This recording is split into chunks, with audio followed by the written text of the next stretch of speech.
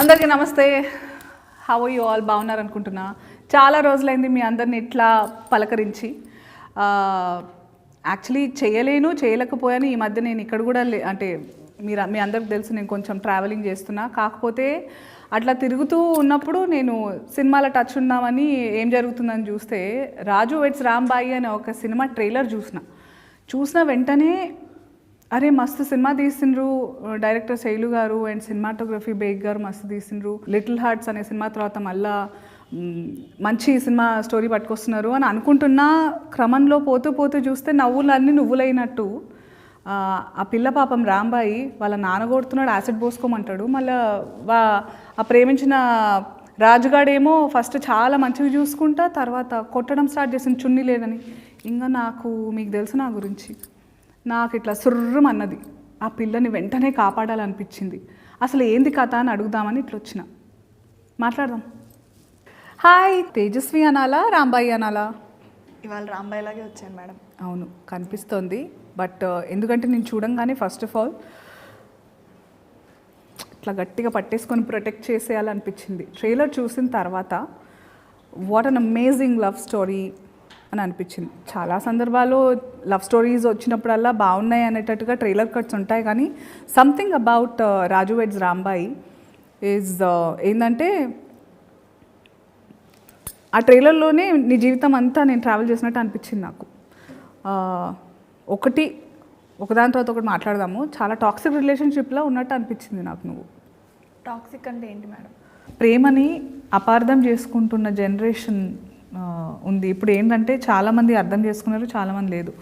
ప్రేమ అంటే కొట్టడం, తిట్టడం, పెత్తనం చెలాయించడం, మాటలు అంటే ఇప్పుడు నేను ఏవైతే యూజ్లెస్ డిమాండ్స్ ఉంటాయో అవి నువ్వు ఒప్పుకుంటేనే ప్రేమ ఉన్నట్టు, ఇట్లా చాలా మిస్ఇంటర్ప్రిటేషన్. ప్రేమని తప్పుగా అర్థం చేసుకుంటున్నారు. ప్రేమ అంటే అర్థం అది కాదు కదా. ప్రేమ అంటే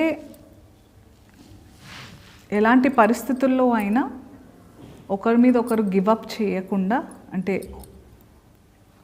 యూ హ్యావ్ టు అండర్స్టాండ్ ప్రాబ్లమ్ని ఇద్దరం కలిసి ఫేస్ చేయాలి, కానీ ఆ ప్రాబ్లమ్ని మన ఇద్దరి మధ్యలో పెట్టుకోవద్దు.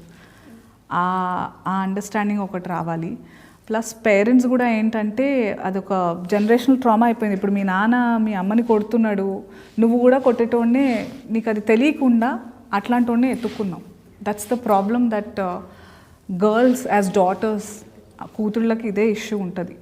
మీరు ఇప్పుడు చెప్పిన ప్రేమ గురించి చెప్పారు కదా, ఇట్లా ఉండాలి, ఇట్లా సమస్యలన్నీ ఎదుర్కోవాలి, మధ్యలో పెట్టకూడదని.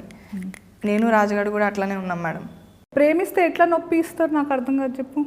నొప్పిద్దామని అనుకోలేదు. ఇగో ఇట్లా అదే నేను కొడితే కూడా నేను చంపితే కూడా ప్రేమ చూస్తున్నారనే కదా నెత్తికెక్కుతారు వీళ్ళంతా. లేదు మేడం, ఏమన్నా పిచ్చిగిన లేసిందా నీకు? నేను ఇక్కడ చెప్తున్నా నీకు ప్రాబ్లం అవుతుంది. నీకు ఇప్పుడు నాకు కనిపిస్తుంది, నాకు కళ్ళెదురుగా మేము చూసిన వాళ్ళు అందరు కనిపిస్తుంది అరే పిల్లని కాపాడాలి అని. ట్రైలర్ చూసిన వెంటనే అక్కడ వాడు కొడుతున్నాడు, ప్రేమించినోడు, మళ్ళీ తండ్రి కూడా కొడుతున్నాడు. నీకు అర్థమవుతలే? కండ్లు ఏమన్నా కాకులు ఎత్తుకెళ్ళినాయా? నీ లైఫ్ కూడా మీ అమ్మలాగానే అట్లనే అంటాడు నిన్ను. I don't. ప్రేమ అనేది నీకు ఆనందం ఇవ్వాలి, కానీ ప్రేమ పేరుతోటి నీకు బాధని ఇవ్వద్దు. అర్థమైందా రాంబాయి? మా రాజుగారి ప్రేమ నాకు ఆనందం ఇచ్చింది మేడం. ఎక్కడిచ్చింది? నేను కొడుతున్నాడు కదా, కొట్టుడులా ఎక్కడ ప్రేమ ఉంది రాంబాయి? తర్వాత నేను కూడా కొడతా మేడం, అదే చనువుతో అదే ప్రేమ తీసుకుని. అంటే మీరిద్దరికీ నీ కొట్టుడు వేరు, ఆ కొట్టుడు. నువ్వు ఎందుకు కొట్టినావు చెప్పు? అది మీరు సినిమాలోనే చూడాలి మేడం. వేరే అమ్మాయిని చూస్తుంటాడు అందుకే కొట్టుంటావు నువ్వు. రాజు అట్లాంటి వాడు కాదు మేడం. మరి నువ్వు ఒక ఆడది కొట్టేదాకా తెచ్చింది చాలా ఓపికతో ఉంటుంది. కొట్టేదాకా వచ్చింది పరిస్థితి అంటే తప్పు ఎదుటోడిదే ఉంటుంది, మొగోడిదే ఉంటుంది. అది నేను రాసిస్తా. ఎందుకంటే మనం ఊరికనే చేయలేపాం, సరిదిద్దడానికే చేయలేపుతాం. కానీ మొగోడు ఎందుకు చేయలేపుతాడు? పెత్తనానికి చేయలేపుతాడు. నీకు అర్థమవుతుందా రెండింటి మీద డిఫరెన్స్? రాజు చెయ్యెత్తింది పెత్తనం చలాయించడానికి కాదు మేడం, నేను ఎక్కడ దూరం అయిపోతాననే బాధ. అంటే మీరు బాగా వైల్డ్ రా ప్రేమ అనమాట. అట్లా కాదు మేడం, ఇప్పుడు సిటీల్లో ఉన్న వాళ్ళు ఒకలా ప్రేమించుకుంటారు. ఏది యాప్లల్లో ఇట్లా స్టోరీలు పెట్టుకుంటా, డీపీలు రిమూవ్ చేసుకుంటా అట్లా చేసుకుంటారు. పల్లెటూరుల్లో మేము తిట్టుకుంటాం, కొట్టుకుంటాం, ఏమైనా ఆఖరికి కలిసే ఉంటాం. మా ప్రేమ అట్లా ఉంటుంది, ఆ ప్రేమ అట్లా ఉంటుంది. రాజు ఏమో ఆయన ఇష్టాలు రుద్దింది. మళ్ళీ మీ నాన్నేమో నాకు అది ఇష్టం లేదు, ఇది ఇష్టం అని మొత్తం చూస్తే నువ్వు వాళ్ళిద్దరి మధ్యలో నలిగిపోయి నీ ఇష్టం ఏందో మర్చిపోయి బతుకుతున్నట్టు అనిపించింది. నీకంటూ ఒక ఇష్టం ఇష్టం అనేది ఉండద్దా? నిజంగా నాకు ఇష్టం ఉంటుందా మేడం? నాకు ఉండాలనే అంటున్నా నేను. ఏమో మేడం, చిన్నప్పటి నుంచి ఇది చేయి అది చేయి ఇట్లుండు అట్లా చేయి అని మా నాన్న అంటాడు, పెద్ద అయిన తర్వాత మొగుడు అంటాడు. వీళ్ళిద్దరి మధ్యలో నలిగిపోవడమే కదా మేడం మన పరిస్థితి.